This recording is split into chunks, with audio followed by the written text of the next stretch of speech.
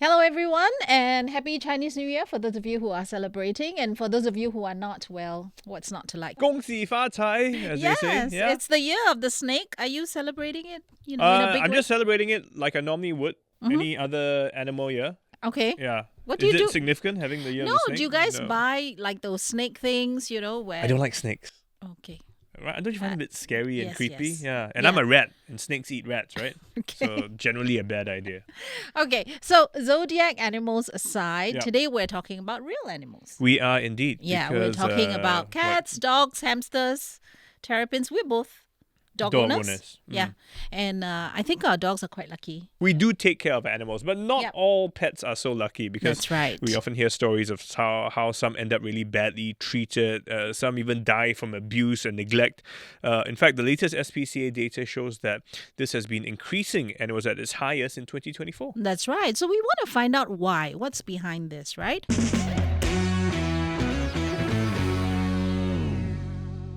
Maybe I'll start with you, Sabrina, because reading the report on the latest in animal cruelty, it's got some tough pictures and examples that are a bit graphic, it's a bit hard to take in. From cats thrown down 30 floors, dogs beaten to death, even a case of a young boy who put his hamsters in the freezer because he said it bit them. Yes, that's right. Okay, so start off by giving us the hard facts. I mean, when we talk about how bad it is, if you look at the trend, I mean, is this really the highest we've seen in the past decade, and are we expecting it to get even worse? Well, it is the highest in the past 12 years based on the data we have. We certainly hope it won't get worse, but the way things are going, it looks like it will not get any better in the immediate future, and there are several reasons for that which I can Okay, share. like, Sure, tell us. tell us. What's the main reason? Yeah, we do think that it is partly legislation and also partly education. Oh, Yeah, Okay. because right now the laws that protect our animals, unfortunately, they aren't as strict as we would like them to be. So there is that lack of deterrent factor. Yeah, and Okay. even if a case manages to reach prosecution, which is fairly uncommon in animal welfare because there simply is no evidence to be uncovered unless someone witnesses the incident. abuse or has pictures Correct. or videos, and then they send to you guys? Yes, and to AVS as well. And then for wildlife cases, they do send it to ACRES. So animals are really our voiceless victims. They cannot speak, Yep. they cannot testify for themselves. So if there is no eyewitness or no CCTV footage, then unfortunately you cannot proceed with investigations and you hit a roadblock. Okay. But for the cases that go But on. one would argue that is the case for most legislation, right? I mean, so... To take anything to court actually is a very long and arduous process, whether it's animals or even people, Yeah. right? In what way do you say legislation is not strong enough? Is the reason why we're seeing so many cases? The penalties. So, for Ah. example, if a pet owner fails in duty of care, then the penalty is a $10,000 fine and Yeah. or an imprisonment of up to 12 months, if Yeah. I'm not wrong. But is that really going to fix anything? I mean, it's just regulation, and I think that's the last resort. Maybe Samantha, do you notice, are there more people buying your cats these days? Have you seen the numbers going up? And is there any way for you to sort of vet and say, hey, maybe you shouldn't get a cat, Yeah, so since COVID, there's definitely been a strong surge in demand in pet ownership. So we, during the COVID period, we will get 10, 20 forms a day asking Wow. we would love to purchase a ChubbyBuddy cat. How do I go about it? We do pre-screen our owners. So, Okay. and then we insist on meeting them first before we sell them a cat. And so that at least, we talk about what's needed in the care of a cat, and basic welfare needs, we talk about a pet is for life, you cannot just abandon the cat. So we have a take back policy. If you ever not want the cat, we will just take it back, no questions asked. Oh, really? Because I feel like they... What Okay. kind of questions do you ask? Do you say, okay, what kind of hours do you work? Do you have a place for the cat? Yeah, how do you vet What if them? you're impatient, right, Steve? So we okay, a lot of it is vibe as well, but like whether they are willing to answer the questions. So we ask them questions like, okay, how long are your working hours? So, and then let's say if you travel for work, Yes. what are your arrangements? Are you going to send them to boarding, or do you have a friend who will come over? Are you willing to hire a pet sitter? Okay. They can't be left alone, for like long periods of time, They, even if like someone does basic care, they still have emotional needs as well.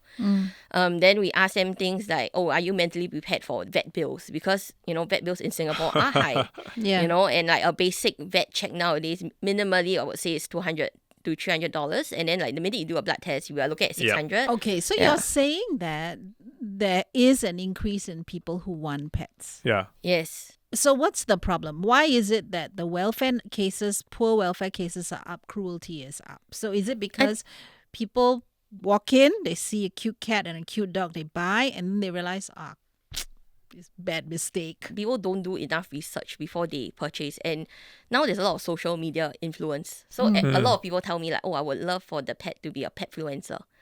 Oh, what? They want to have some social media influence, with the animals, and it is increasingly that people sponsor products, and there's a lot of paid sponsorship nowadays as compared to last time. For a My pet goodness. influencer. Yes, You should tell them, no, you need to put a pause on Yeah. it.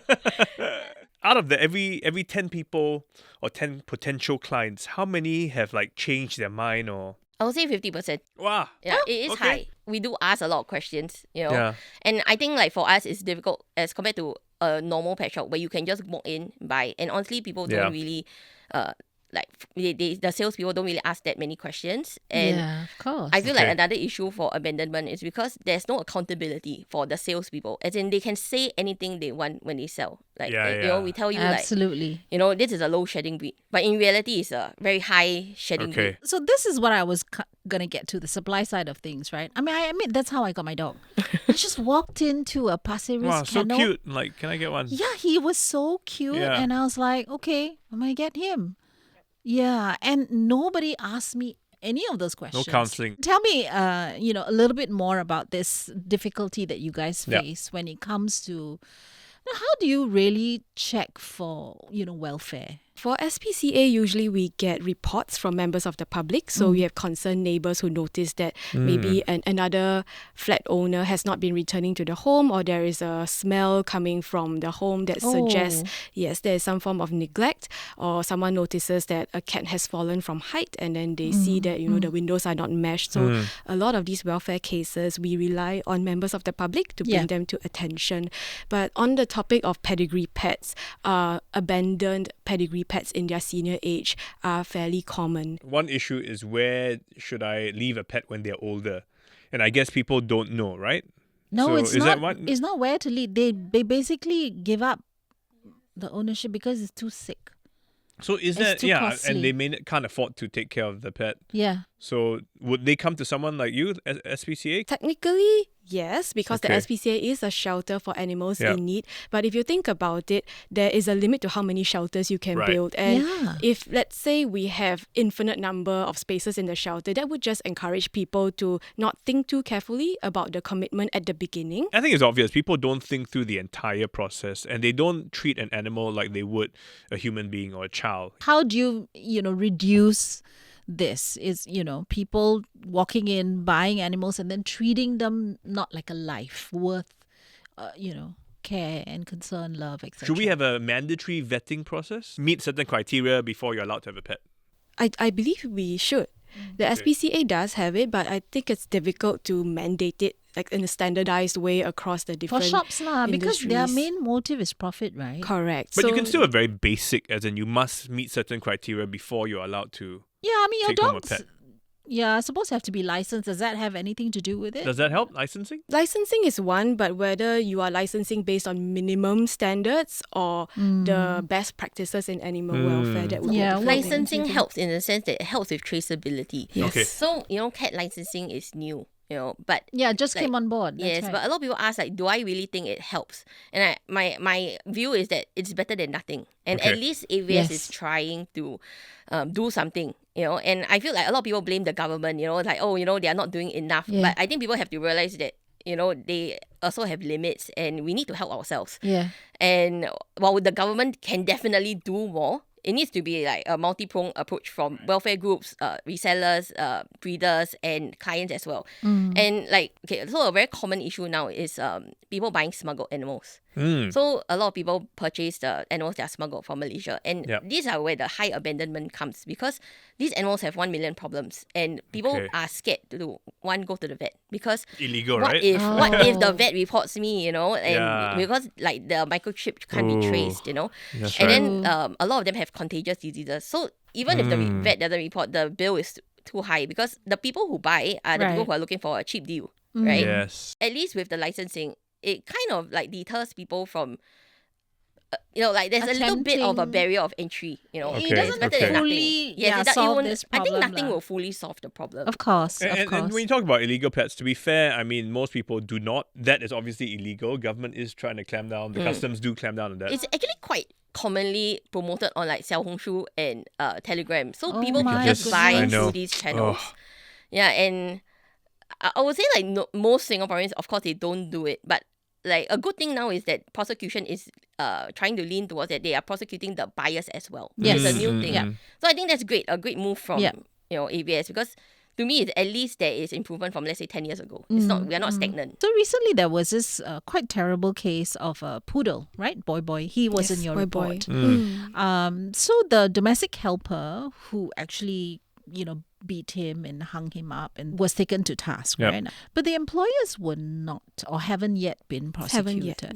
So when I take my dog for walks, I notice the majority of people walking dogs are domestic helpers, right? So do you find this to be common, where sure people buy pets and then they leave it to their domestic helpers to sort of do the cleaning, caring and feeding, washing, those kinds of things, and taking them for a walk.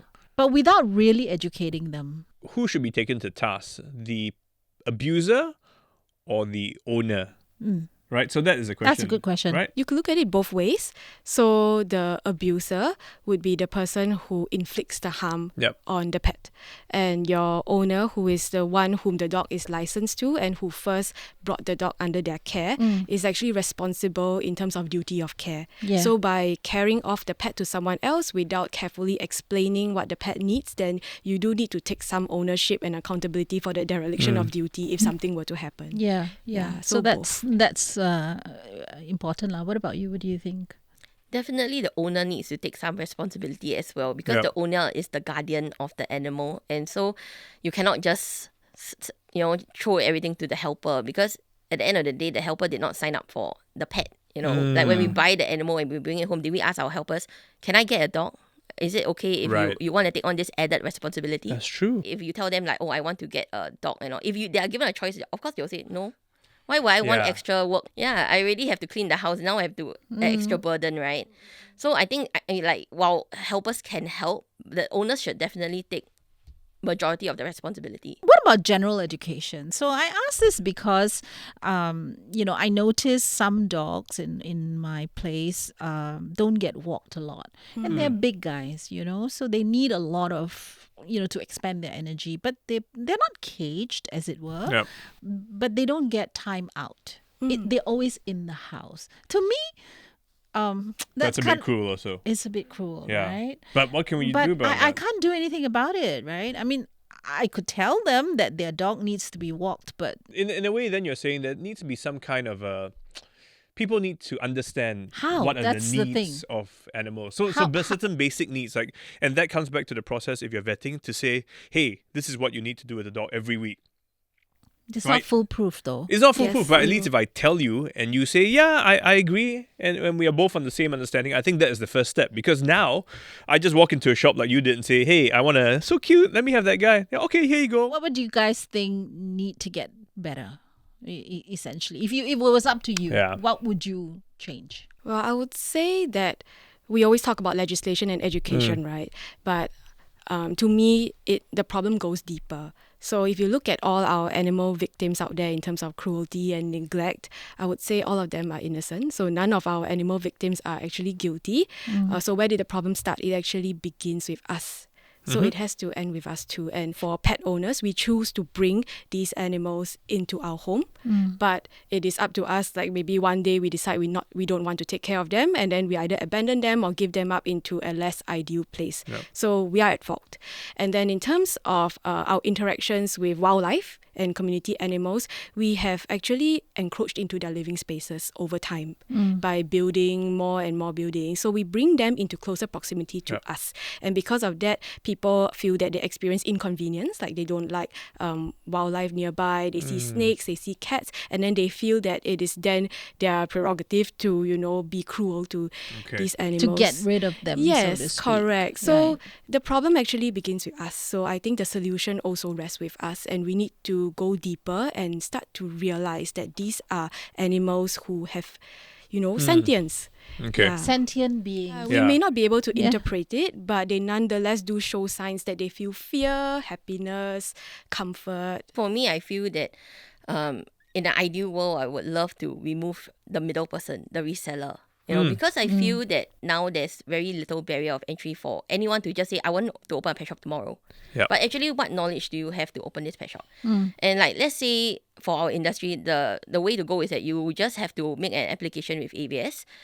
You have to go for a Temasek Poly course, and then you have to pass a very basic interview. But actually, right, they don't mandate, right, that you need to, let's say, do this course before you even open your shop. So let's say for food, right, F&B, you need to do the food safety course Yes. before you start Yes, that's operating. right. That's right. But AVS gives you a leeway. So you have 6 months to a year. But by then you would have opened already, right? I Isn't it too see. late then? So I feel like, and to me, it's like, what does a reseller, a middle person, actually know about the animal, which is, we are just a passing stop. It's very hard for them to be able to like match the right animal with the right owner, which I feel that is another reason where we have a lot of the welfare issues, because people think that, this is going to be, because they see social media and like everyone on social media is an angelic pet. You never see the devils, right? And so when and in the end the expectations don't meet reality, and that's when all the problems come, because that's when they consider abandonment, they consider rehoming, that's where they start to lose interest, and that's when the neglect in the welfare comes about. Yeah, that's a bit tough to do, though. I would say. I mean, it does make, because it's a business, right? Yes, at the end of but I the think there day. should at least be some like higher standards. I still go back to the mandatory so-called counseling session to say, so don't call it vetting, but just to say you must, spend this 20 minutes with the potential customer to go through a list of things that could happen. Then at least there's some awareness. No, I think the best thing is to show them a $20,000 vet bill. Wow. I think then they will say, okay, next time. Then they'll change profession. Like, I want to be a Hamster. vet. They might want to get a hamster instead. I don't know. Actually, the hamster bills are the worst. Oh. Worse than dogs. Really? Yes, the hamster, because like we don't have that many exotic vets and specialists, so there's only mainly one emergency vet that can do small animals. So the bill is honestly double the dogs. Yikes. Because dogs, at least you have options. So Okay. a lot of myths I have surrounding like Yes. starter pets and whether they're easy to take care of. They're actually not. Yeah, and like rabbits, when they go into GI status, they die within 12 hours. So you need to, like, the neglect is really there, because you need to dear. step in very quickly to save them. Yeah. And a lot of them, like now the popular thing is medical boarding, because owners can't deal with the care required for a small animal. Because like for rabbits, example, like when they go to GI, they need to be force fed every 2 hours. If not, like once the gut stops moving, What's they basically GI? die. It's like, I don't know. Gastrointestinal. Yes, Oh, and like disease. the intestines stop moving. Oh, So because of that, they okay. get It's like quite common with blockage. rabbits. Very common with small animals. Like, Okay, so please rabbit, take guinea note. pig. Wow. Common with Yeah. rabbits, don't get rabbits. Yes. Actually, the vet bill for small animals, people think it's easy. People think it's like, small animal, how much can it cost, right? But it's like, small animals, you need special equipment to do Okay. any form of surgery. So only certain clinics can do it. And then, so like there are some clinics that charge more for small animal consults. All right. Thanks so Thank much you. for coming in. And of Thank course, you. Thanks to all of you who are listening in. Do let us know any comments you might have, and hope you're enjoying your Lunar New Year. Thank you. Thank you, everyone. And thanks to my team, Junani Johari, Tiffany Ang, Saye Win, Joanne Chan, and Hanida Amin. See you next week. Sabrina is wearing an SPCA t-shirt, which is very cute. Is Thank It's you. got cats. Yeah, it's got cats Yes, these and are the- dogs. For dogs, we call them Singapore specials. And Yeah. for Why they call cats, Singapore special? Because they're only found in Singapore. Yes. they're our local Right? breeds. Yeah. The cats also. So we call them Also- Singapore Sayangs. Singapore Oh, Sayang, so didn't cute. know that.